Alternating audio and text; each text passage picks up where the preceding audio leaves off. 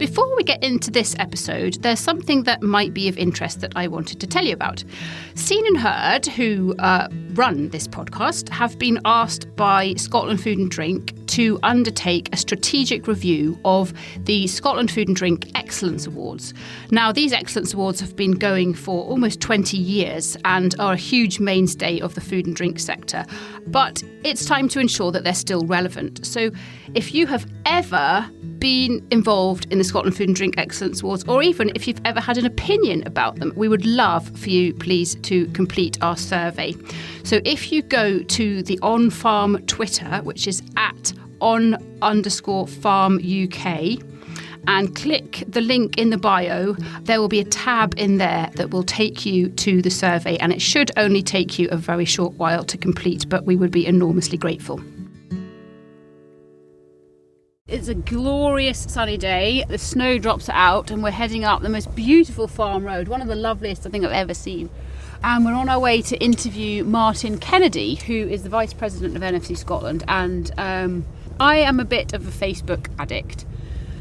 And I've seen some of his posts. He's just an extremely eloquent and sensible voice of the farming industry. You know, there's been a lot of negative stuff in the press fairly recently about the impact of eating meat, for example.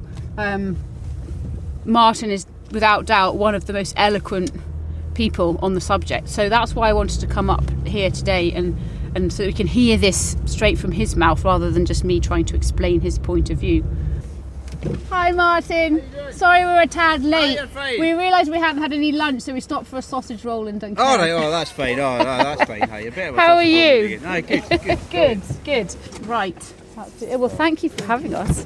No bother. We've come from Jim Smith this morning. Right, okay. And you're 76% sure you had a good interview. We've got a bomb. I'm no joking, there's a huge big bomb up there. I'm 76% sure. Well, you were 99% sure about the alien landing last week. Honestly, I'm legit this time. It's not like the penguin hostage situation.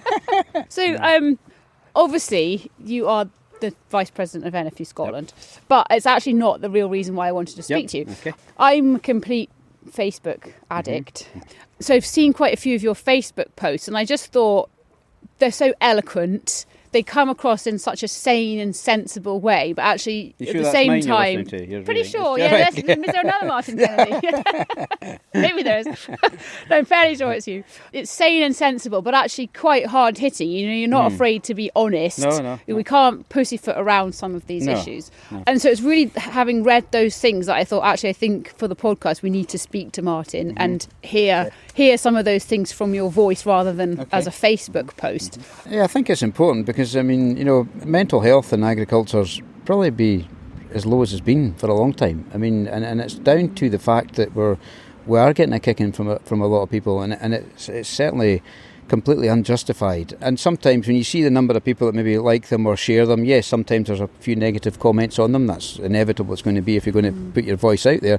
But in general, people, you know, are tuned into what you're saying, and it's just an assistance to try and get the facts out there. Because, and again, it's not. I've never done anything that counters anybody else's argument, because I just think we fuel the fire. Yes. And I think it's the wrong way to go. Yes, I think all we've got to concentrate on is putting the positives out and the true facts of what we'll do. Yeah. I think the one that took me by surprise, because it was probably the first one I did. It was a couple of years ago. I was up in Shetland, and everybody else had gone earlier because my flight was going down to Edinburgh, and I think the rest of them were going to Inverness.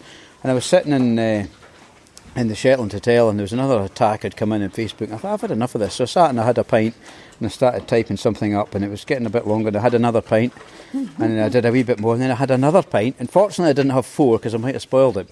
And I put that up, and it went daft. And of course, Ian Wilson, who's the Highland Regional Manager, had seen it, and Ian said, he says, can you put that so it's a public, so you can share it public? And I'm going, yeah, how do you do that? And Ian said, he says, I haven't a clue. He says, but can you just do it? I said, okay, so that's what you do. So I phoned the kids. I'm sitting there, how do you do this? And it's absolutely no bother to do, because but if you've not done it before. So I did that, and it went crazy, and there was about 600 or 700 people shared it. And you think, well, that's, yes. So that was getting the information out there. It was about the biodiversity, it was about the jobs, it was about the tourism industry, and it was about, you know, what we're actually doing that's a real positive contribution to to the provenance of Scotland and the food and drink that was supplied. So it was. And one of the challenges we've got to overcome is that the press don't always like a positive story, do they? No, well, it doesn't really sell, does it? No, exactly. No. So we've got to make sure that we're getting those stories out ourselves. Yeah, absolutely.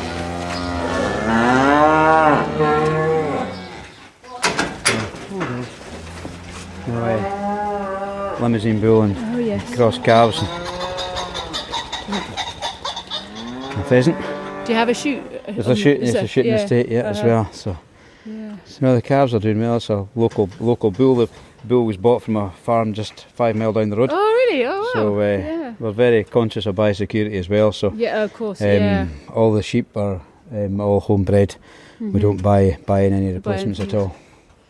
Well, they're content in here. They're happy. They're always happy lumps. And then we'll have 25 purebred Highlanders up on the hill that go to the whitebred Shorthorn bull. Wow. How many of those did you say you had? There's 25. Oh, and have you had them for a long time? We introduced them, the first heifers were introduced in 2015 and we just built them up gradually. And the idea, the reason behind them is, and it has a lot of benefits when it comes to biodiversity as well, having cattle on the hill, they wanting to improve the hill and we're trying to be more productive with what we've got, and that's why we introduced the Cheviot ewes back in 2000 and 2001, and we've built them up gradually and we tried them on the hill, but it's quite a black, coarse black heather hill, and Cheviots tend to want it a little bit greener, so we're trying to improve the hill with the Highlanders, and at the same time with doing that we're actually increasing the biodiversity that's up there as well. So it's working, it's a win-win situation.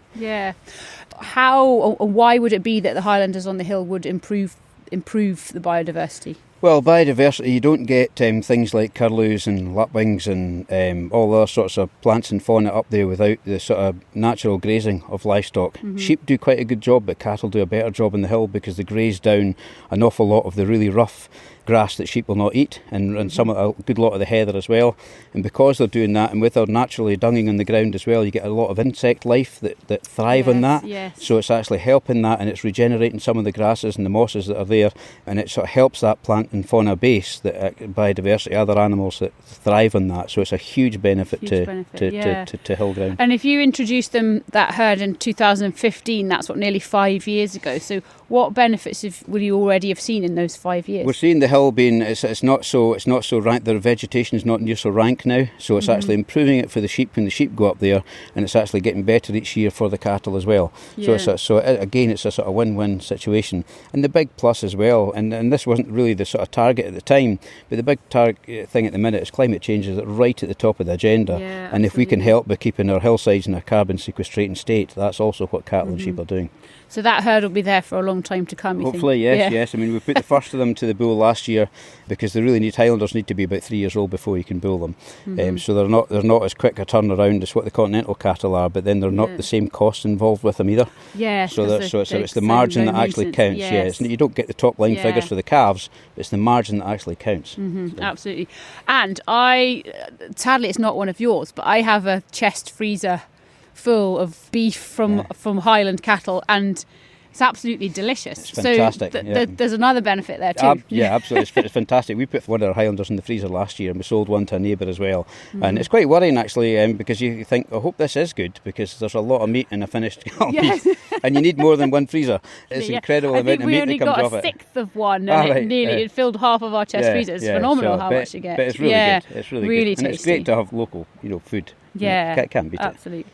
And do you, just in general, when you're having family meals and stuff, are you pretty keen on, obviously the beef is easy to come by locally, and probably lamb as well. But what about the other things that you eat as a family? Well, you can see the garden here. It's quite a big vegetable garden, and we're quite proud of how the garden works. So Jane works wonders. She's got really green fingers. I think she gets that from her father. She's excellent in the garden. The vegetables we have out the garden's great. So the more we can have on our plate that's produced ourselves, the better. You mentioned a word which sometimes I stumble over because it's quite difficult to pronounce.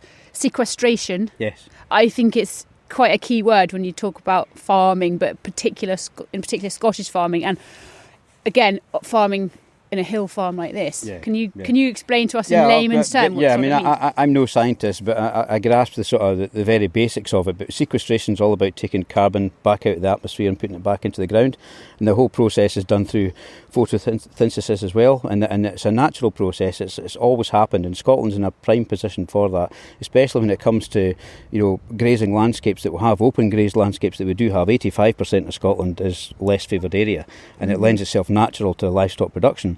But because we're keeping our landscapes in a sort of green, what we do call carbon sequestrating state, that means that we're taking any emissions that's put out from industry, put out from agriculture itself, from transport. It actually helps take carbon back into the soil again through a natural process. And that's one of the things we're getting a real kick in just now from a lot in the press and a lot in social media about the emissions that cattle put out. But the reality is methane, although it's quite a high pollutant, and it's maybe 20, 30 times more potent than carbon itself, but it's only in the atmosphere for around 12 to 15 years. It's what they term a flow pollutant. So although it's emitted by cattle, it's sequestered through a natural process through grazing management back into the soil. So it's a flow pollutant rather than a stock pollutant. So carbon that comes out of your vehicles, aeroplanes that are high up in the atmosphere, that continues to keep adding to a stock and takes thousands of years before that's ever going to break down. In fact, it's really, I can't remember the figures, but it's colossal. So the difference between biological emissions and carbon that's coming out of transport is like night and day, and I think that's a concept that the general public don't quite understand yet. So agriculture's not the villain that it's made out to be. It's actually a massive part of the solution. Yeah, so we recorded an episode specifically about climate change with Nigel Miller, who's a former NFU Scotland president, and Mike Robinson, who is an expert in the field, and Ruth Taylor, who's the new climate change policy manager at NFU Scotland. And that was out a fortnight ago. So do go back and have a listen to that episode, because that talks about climate change from a similar angle, but with some extra viewpoints and some extra interesting facts and figures. So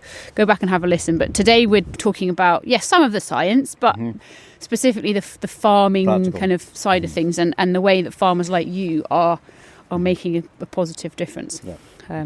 Why do you think it is that farmers have been in for such a kicking, where there are actually other industries that are contributing towards climate change? Yeah, I think it's certainly unjust, the kicking we're getting at the minute.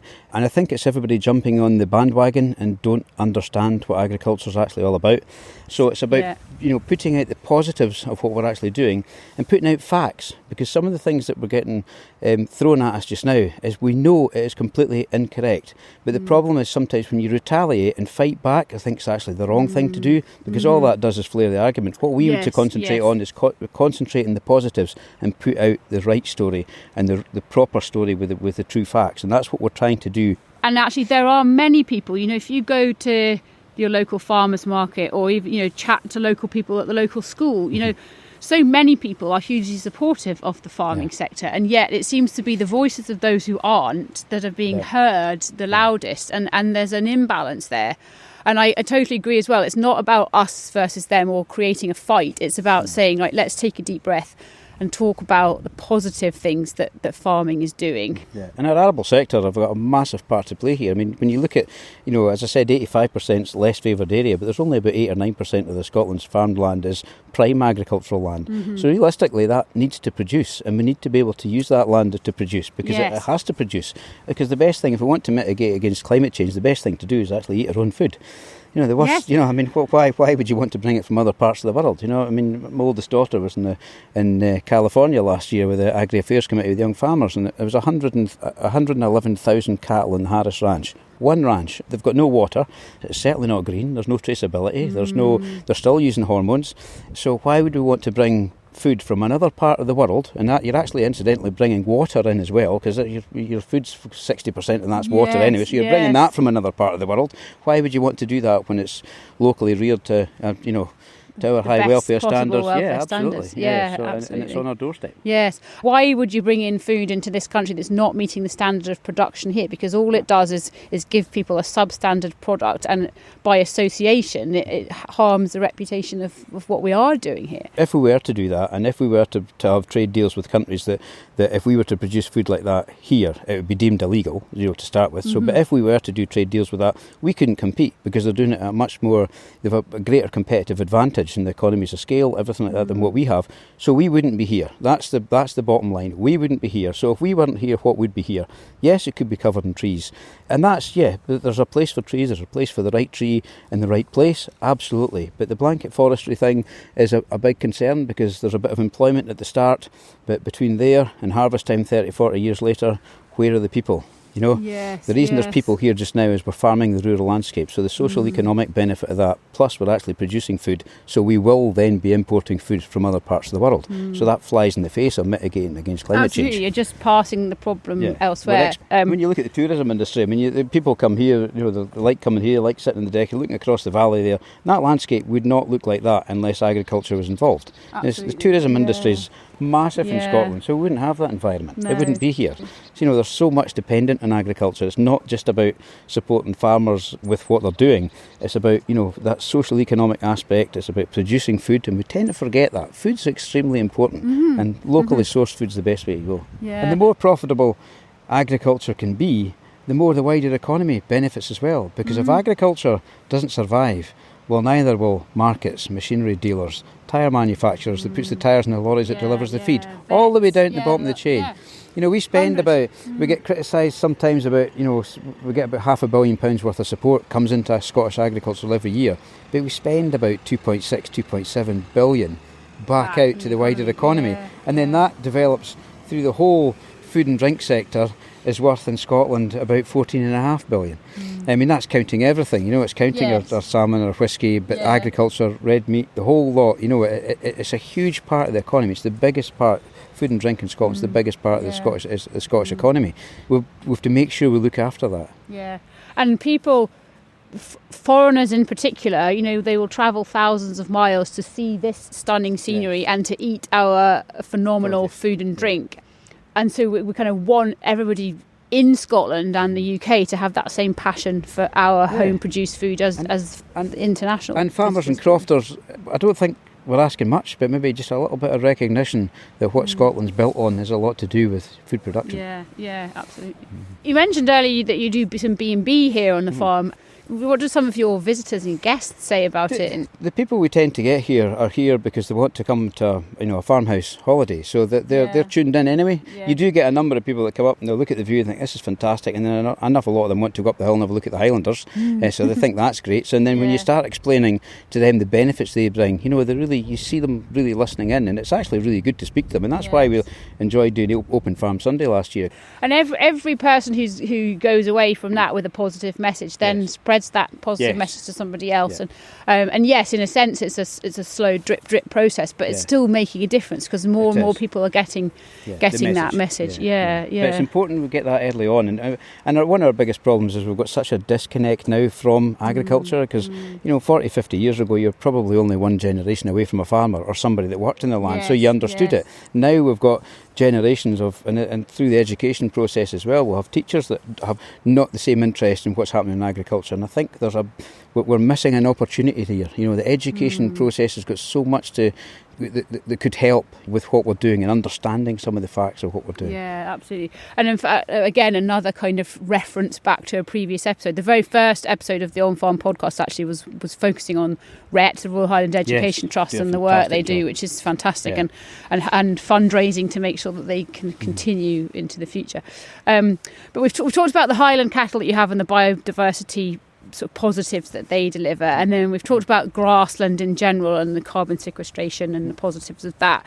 Can you think of some other examples, like from you and the family here, specifically on this farm, that are making things that you do that are making a positive impact? I think a number of years ago we bought a direct driller. So I mean, we used to plough all the fields we try and finish as many lambs as we can, and we've put turnips in or put rape or kale in, to finish them through the winter. And you can imagine the sort of topography we have round here. As soon as you go in there with a plough, the topsoil is actually that shallow. You've got stones everywhere. So we go in with a plough. You plough it, then you take the stones off, and then you level it, then you take the stones off, then you level it again. You take the stones off it again. Then you sow it, and then you've probably still got to take stones off before you roll it. So stones have got an amazing ability to just multiply sometime, don't they? Absolutely. So hence the reason there's so many dikes around this farm. That gives you usually a good indication of how stony a farm is. So through frustration we thought, is there a better way to do this? And And we actually bought a New Zealand driller, an Aitchison driller. So we now, and this is again, and it's a hot topic as well because we're relying glyphosate for this. So when it comes to an old pasture, we spray the field with glyphosate to burn everything off. And then the next day we actually go in, we put fertiliser on, and then we drill it. And that's the job done. So we're not actually ploughing, so we're not releasing carbon and nitrous oxide. So that's a big benefit. Because our topsoil is so shallow, we're not ploughing that good topsoil down. We're using that good topsoil at the top to actually grow the crop. So it's improving the soil health by doing that. Another thing we've done recently, this will be the third year now, is we've soil mapped the farm. So over 5 years we'll have soil mapped the whole farm and the sort of the lower ground part of it anyway, and we're using variable rate application for lime. With doing that and doing the soil testing, we found that we're actually through the roof in phosphates to the detriment of some of the uptake of some of the nutrients to the plants. So for the next few years we'll not be putting phosphates on, so that's an immediate saving, about £30 a tonne. Yeah, saving you money and saving an unnecessary application. Yeah, that's a good point actually, because there's a lot of discussion in general farming circles at the moment about technology and I suppose in particular data. Yes. And so it's about not just using data to save money, albeit that that's a massive positive, but using data to do things in a more clever fashion to benefit to assist the in climate change. Absolutely. Yes, absolutely. Yeah. And it is working, and we've seen a difference now. So so we're not actually disturbing that soil. We're not losing the quality of that soil. So again, when it comes to the better we can keep our soil health, the better chance we'll have of storing more carbon in the soil. Because it's the same adage, which might be an old one, but it doesn't lose its value, I don't think, which is that actually every farmer is farming for the next generation as a custodian of the land, just for the time that they're on the planet, and then they're passing it on to somebody else. And that every farmer that I've ever met has had that philosophy. And that's why it makes me angry when I hear people bashing farmers so much, because I think if you knew the truth and you knew that actually that's everybody's philosophy, then you'd understand that actually nobody is applying things or doing things to be detrimental. No, absolutely. Because you always want, when it comes to the next generation, you always want to leave it better than what you picked it up on. Because why would you do it any other way? Because it's the future generations that's going to lose out if you don't look after that. Yeah, absolutely. And using technology to help that has been great, because it's actually a saving in time with us. But when it comes to environmental benefit, it's huge as well. A big thing as well, because we're not ploughing it, the sort of biodiversity that's still actually there when the kale's growing is amazing. You still get mice and everything still running about through there. It's great to see, because you're not actually ploughing that soil down. Now, you have mentioned another word, these words that I find difficult to pronounce, glyphosate. Yes. Can you just tell us for the uninitiated what it is? Okay, glyphosate and the truth is a about chemical that's probably known better 40 odd years ago as Roundup. Roundup was what was come out, and it was a very expensive chemical when it came out under licence. It's a chemical that burns all surface vegetation, and it goes right down to the roots, so kills the plants completely. But it's under a lot of scrutiny just now, because there was a case in the States where they thought that there was an issue that it possibly could be carcinogenic.